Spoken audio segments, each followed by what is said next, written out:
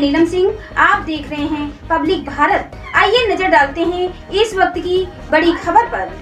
आज की जो सबसे बड़ी बात है वो बात यह है कि 100 से ज्यादा किसान संगठनों के प्रतिनिधि जिनकी मीटिंग आज पूरे दिन दिल्ली में जवाहर भवन में चली, वो सारे के सारे साथी अभी यहाँ आके उन्होंने पूरी एकता के साथ में, पूरी निष्ठा के साथ में इस ईवीएम हटाओ की जो आंदोलन हमारा लगातार चल रहा है, इस आंदोलन में उन्होंने अपना पूरा साथ देने का वादा किया है और बहुत स्पष्ट रूप से कहा है कि गांव-गांव में हम लोग इस ईवीएम को घुसने नहीं देंगे। ये स्पष्ट रूप से यहाँ कहा गया है। और दूसरा ये है कि फिर से नारे, जो आपने कहा कि फिर से नारे सुनाई देने लगे हैं, ये नारे फिर से नहीं सुनाई देने लगे हैं। ये नारे लगातार, ये संघर्ष लगातार, ये आंदोलन लगातार चल रहा है।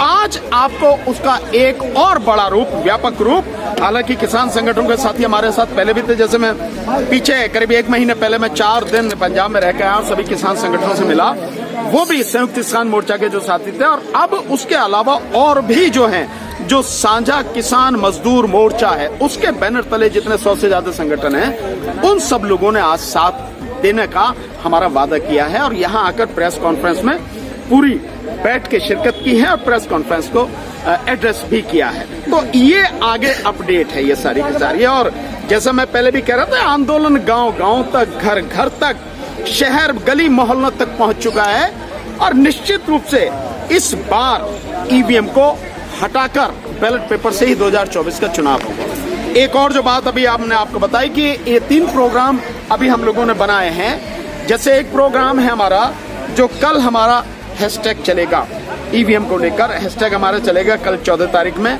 वो चलेगा जिसमें है वोट चोर ईसीआई, वोट चोर ईसीआई, और ये हैशटैग हमारा चलेगा। और साथ में इसके बाद 19 तारीख को हमारा एक हैशटैग चलेगा, उसका प्रचार होगा जबरदस्त 19 मार्च को, और वो होगा मोदी हटाओ देश बचाओ। ये हैशटैग हमारा सोशल मीडिया पर चलेगा।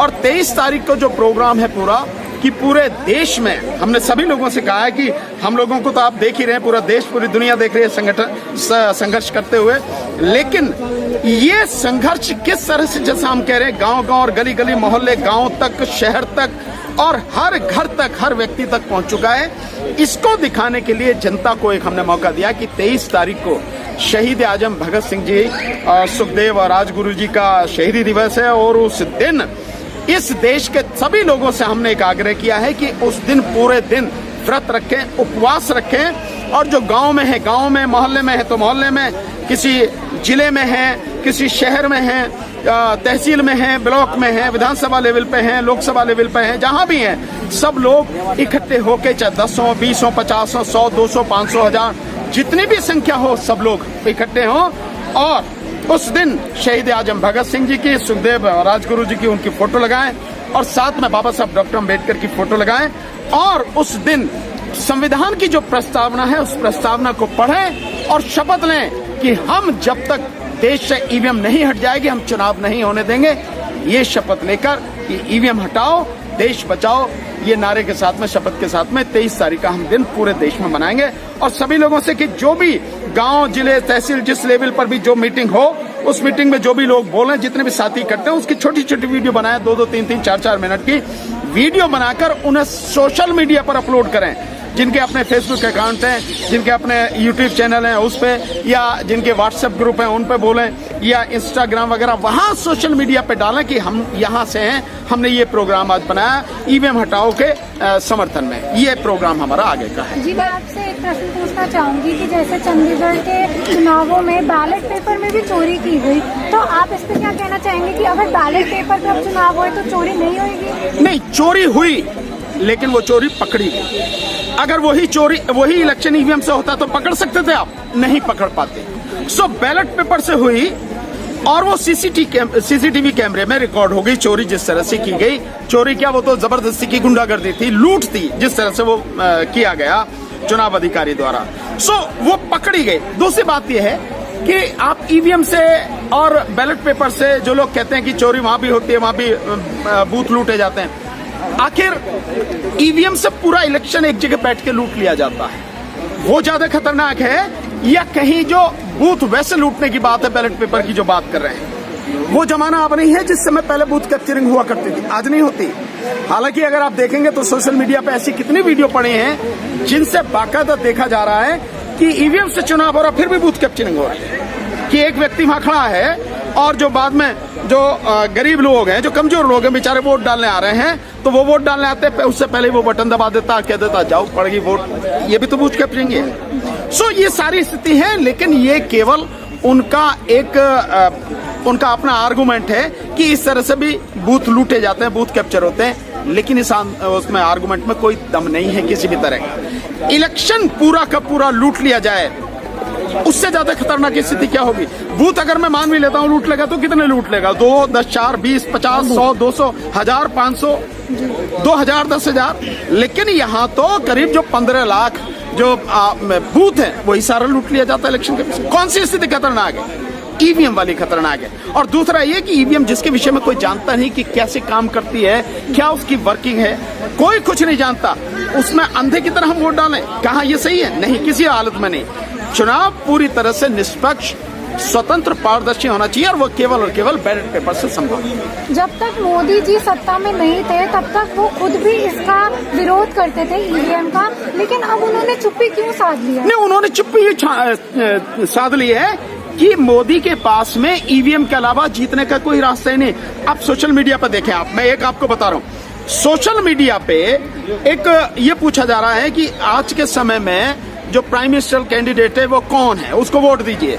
सो मोदी को जो वोटें मिल रही हैं वो 3% से लेकर 8%। आज की तारीख में केवल 3% से 8% लोग जो रिजल्ट उस पे आ रहा है, सोशल मीडिया पे जो सर्वे चला उसमें सिर्फ इतने लोग मोदी को पसंद कर। मैं बार बार कह रहा हूं कि मोदी को 2% पसंद करने वाले भी लोग नहीं हैं। ये स्थिति आज की।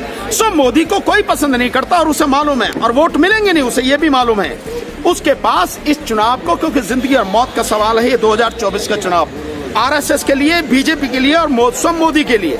इसलिए किसी भी हालत में ईवीएम से चुनाव कराना चाहते हैं ताकि वो इलेक्शन को लूट कर जीत कर आ जाए और सत्ता में बने रहे, और जो उनका लक्ष्य है 2024 के बाद में देश की तबाही का, वो उस लक्ष्य में कामयाब हो सके। इसलिए क्या लगता है इस बार ईवीएम होगा या बैलेट पेपर? नहीं, हमें बिल्कुल मालूम है कि इस बार, और मालूम इसलिए है कि हमें अपने आंदोलन का, अपनी ताकत का, अपने संघर्ष करने के माध्यम का हमें पता है, और उसके दम पर हम ये बात कह रहे हैं कि अगर जबरदस्ती की गई ईवीएम से चुनाव कराने की, ये देश बर्दाश्त नहीं करेगा। अभी आपने देखा किसान संगठनों के साथी, उन्होंने कहा और हम पहले ही कह चुके हैं कि घुसने नहीं देंगे ईवीएम को गांव-गांव में, कहीं भी, किसी भी हालत में, किसी भी हद तक हमें जाना पड़े, ईवीएम को गांव में, शहरों में घुसने नहीं देंगे। गोयल जी ने इस्तीफा क्यों दिया?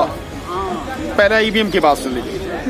हम जो बात कह रहे हैं उन सारी चीजों पर हमें विश्वास है कि किसी हालत में ईवीएम से चुनाव नहीं होने देंगे, केवल और केवल बैलेट पेपर से 2024 का चुनाव। अब आपकी बात पे आता हूँ, गोयल जी ने चुनाव ये इस्तीफा क्यों दिया?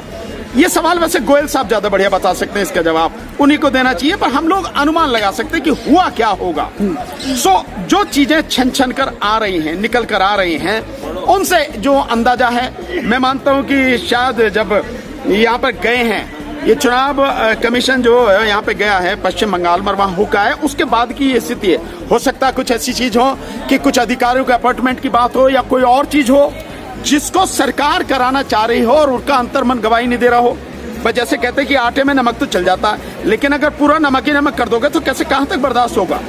सो ये स्थिति हो सकती है कि जो सरकार उनसे कराना चाह रही है, उनका अंतर्मन उसे करने के लिए गवाही नहीं दे रहा हो। ये मेरा आकलन है। हो सकता है मैं सही भी हूं, हो सकता है मैं गलत भी हूं, कुछ और भी कारण हो सकते हैं। आज नहीं तो कल देर सवेर ये सारी चीजें सामने आ जाएंगी कि उनके रिजाइन करने का असली कारण क्या रहा है। सर, आपने कहा ईवीएम घुसने नहीं दिया जाएगा, जनता बर्दाश्त नहीं करेगी, किस तरीके से रोकेंगे, क्या तैयारी है? नहीं, हमने बता देना कैसे बेहतर तरीके रोकने के लिए। हम तो शांतिपूर्वक तरीके से आंदोलन कर रहे हैं। अभी तो इस आंदोलन होगा जिले जिले में, विधानसभा लेवल पे, तहसील लेवल पे, ब्लॉक लेवल पर यह आंदोलन होगा। तो हम तो शांतिपूर्वक तरीके से आंदोलन करके, धरना करके, प्रदर्शन करके इसको रोकेंगे, और गांव में भी घुसेंगे तो गांव में भी घुसने से शांतिपूर्वक तरीके से रास्ता रोकेंगे। बावजूद उसके नहीं मानते तो देखेंगे क्या करना होगा, लेकिन इस बार चुनाव ईवीएम से नहीं होगा। कई लोग ऐसे भी कह रहे हैं कि ईवीएम फोड़े जाएंगे बूथ पे। पर लोगों की मन में अगर नहीं मानेंगे, भाई इलेक्शन कमीशन है कौन? वो पब्लिक का नौकर है, जनता का नौकर है। अगर एक नौकर बिल्कुल वो कच्चाधारी संघी होके इस बात पे उतारू है कि 2024 का चुनाव मैं ईवीएम से ही कराऊंगा, जबकि पूरा देश विरोध में है, तो लोग कहीं तक भी किसी भी हद तक जा सकते हैं। किसी को भी कुछ भी गुस्सा आ सकता है, कुछ भी कर सकते हैं, तोड़ भी सकते हैं। अगर लोगों को ऐसा लगता है भाई नहीं मानते तो ले मैं तोड़ ही दूंगा, तोड़ भी सकते हैं। इसमें क्या दिक्कत है? कुछ भी हो सकता है। कुछ भी मीन्स कुछ भी।